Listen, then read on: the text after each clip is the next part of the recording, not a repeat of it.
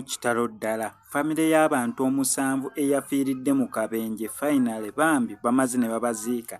Naye just imagine abantu mubeera n'ebizibu, sirina ssente zigula kyamisana, sinafuna ssente zigula poloti, sinafuna ssente zigula motoka, sinafuna ssente, sina ebizibu 90 ndowooza like 5% ebizibu by'abantu bigenderawo ku ssente. Ogenda olaba nga kirimu ssente, then ekuddako baneeno bannange laavu, nze omwami wange, nze omwami wange, nze omukyala wange, nze mukyala, nze baŋŋaanye, nze bankoze batya. Ogenda okukakana nga ebizibu ebirala byetoolerawo ku mukwano. Naye just imagine omuntu nga wali asekukulu bulungi nnyo n'abantu bo, naye just imagine family y'abantu musanvu.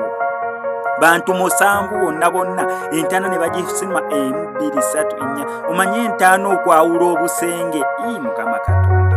Omanye entaana okwawula obusenge nti kano kasenge kagundi, kano kagundi, ng'abazimbye ennyumba ey'owamu, ono n'ayingira mu kisenge, ono n'ayetula mu ddiiro. Entaana nga bajawuzaamu busenge, bonna famire emu. Tekuliiko akaabidde munne, tekuliiko alwazizza munne, tekuliiko, bonna babaziise omulundi gumu. Bantu musanvu. Kitalo nnyo, kitalo ddala. Era abaasigaddewo mweno famire, amazima ga Katonda, waliwo abantu abalina obulungi.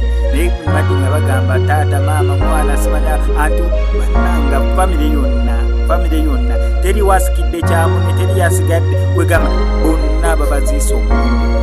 Agugimanyira Mukama Katonda. Ofuna akadde ng'omwaka tegunnaggwako, okufukamira wansi n'osaba n'omwebaza, actually n'omwebaza. Ekirina okubeera ekikulu kya kumwebaza.